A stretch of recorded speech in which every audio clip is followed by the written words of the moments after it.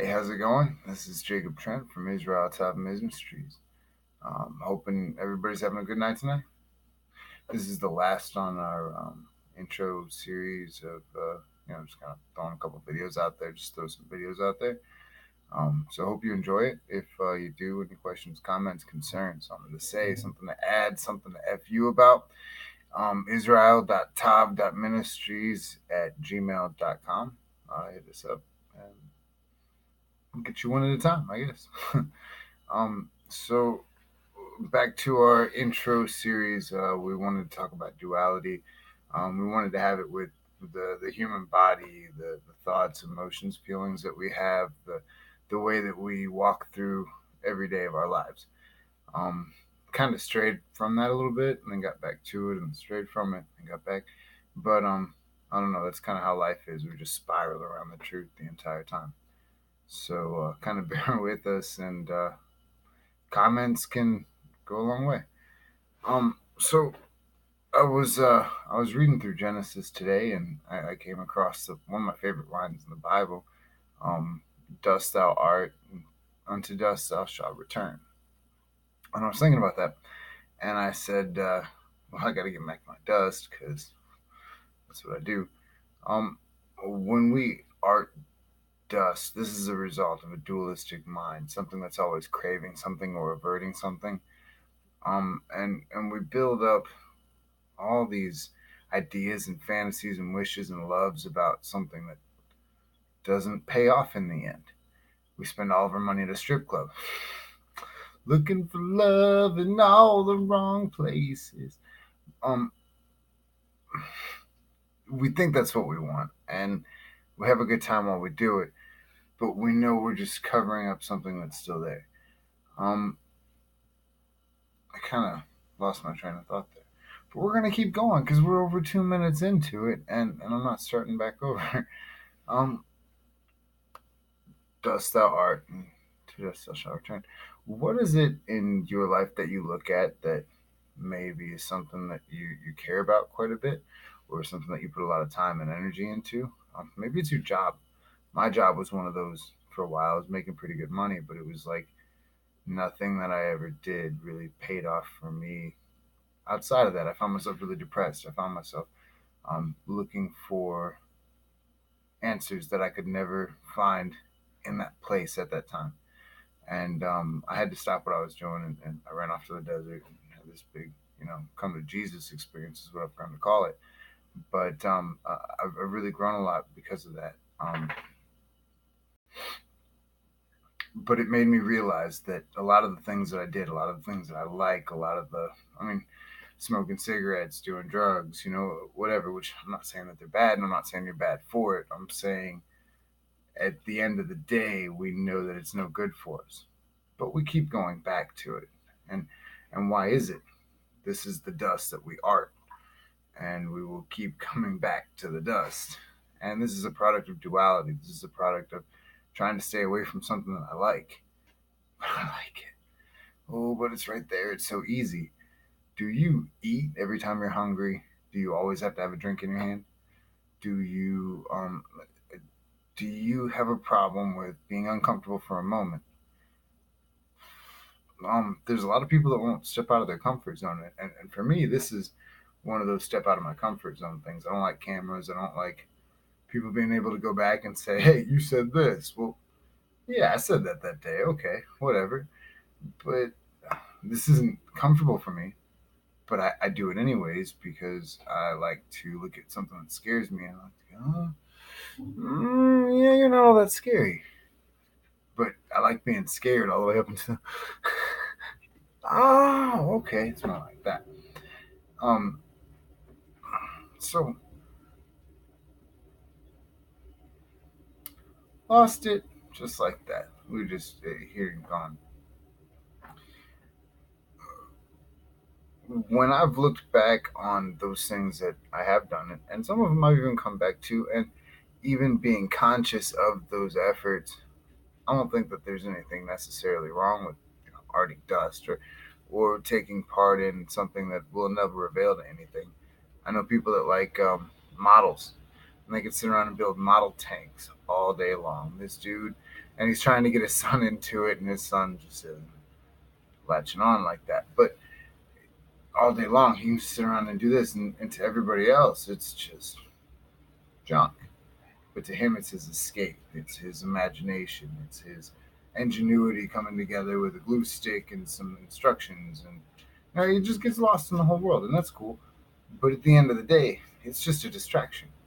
It's just something him taking his attention off from something that's really there.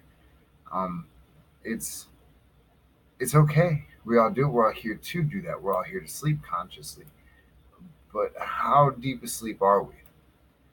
I want a Ferrari, and I want a lot of money, and I want to save the planet. Well, the job that I'm going to have to take to get enough money to avoid the Ferrari probably isn't good for the planet. Um, there's a guy that I know who wants to get me a job over at BP, and I can't go get a job at BP. BP does a lot to deteriorate the world that I live in. So, therefore, I'm not going to consciously go work for a company that is destroying something I'm trying to myself to protect. That I myself have gone around and the cat's fighting with the dog, but they're just staring each other down. If if I don't stand for that in my personal life, why would I put away my values just to go make a check?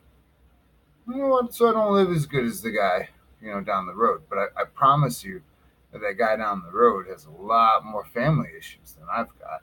I bet he's got a lot more on his shoulders than I've got, a lot more worries and stress. And I'm just fine. God takes care of me because I put God first. And I made it out of everything. I made it out okay. I may not be the prettiest. I may not be the smartest. I may not be the fastest. But I'm here. Um, this is an approach that we can all kind of put to our lives. If you yourself are capable of judgment between what's right and what's not right, what's pure or what's good or what's impure, what's evil, how come we can't, or maybe it's not we can't, how come we won't make steps to do what we know is right? And is this part of our upbringing?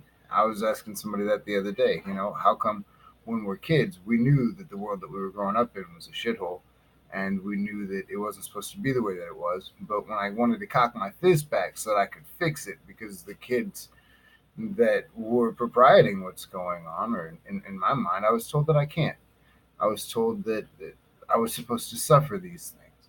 And all my life growing up, it's been, well, you just have to take the loss, you have to suffer. While the people who are ostentatious about their beliefs and go out and kind of push their light or their darkness, whatever they happen to be peddling that day, and they can stick this on anybody. But when I know in my heart that it's wrong and I step out of my way to stop it, why is there a lot of lashback? Because this is just not something that we normally do, or is it because am I that far off base? But even when we get to talking about it after a minute, I'm not that far off base, and everybody kind of comes back to what I'm thinking. But why do we have to have all that? Why does somebody take that high paying job even though it destroys the environment that you're trying to live in? How come we have cops that will turn around and put riot gear on the people they're sworn to protect? I think that the military would turn around and start shooting civilians if they were commanded to. This is just people doing what they're told. And how does this counteract with our own thinking? Every time that we make the decision to follow something like that, we're killing ourselves a little bit. We're building ourselves upon a bigger lie and a bigger lie and a bigger lie. And at some point, we have to start telling ourselves the truth. Otherwise, the anxiety medicine just isn't going to work anymore. And our antidepressants are going to run out. We're going to be out for a few days. And we're going to start fucking kill myself till I get my pills again. And then everything's all honky dory and we can go back to our house of cards. Can we step away from this? Is this something that anybody would want to step away from? Are we so content in our lies that we don't want to fix anything? And if you're not sure the answer to that, go look at some kids, go play with some kids. Forget about your bills for a minute. Forget about what's going on in life. Forget about it. Find some kids and play some hopscotch or some baseball on the street or whatever stupid crap y'all are doing. Some hide and seek. Wait until dusk and play hide and seek and call it manhunt. It's a completely different game. They all love it. It's a hell of a lot of fun. But really take place in the world that you're in. And then ask yourself again, do I want to make this place more of a shithole for these kids I'm out here playing with, that I'm having a good time with? For my kids, I don't want to hand the world to my daughter the way that it is. And that's the whole reason I'm up doing this right now. Because I'd really just like to be turning wrenches and chasing strippers, but it just doesn't happen to be where my life's headed, and I'm trying to clean myself up. And I'm told that in my own recovery, that if I can help shine my light with others, then I can, I don't know, maybe help somebody else out too. Maybe somebody else has gone through what I'm going through what I've gone through, been through what I'm going through now, and we can work together. Assalamu alaikum. Peace be unto you. Thanks for watching. Thanks.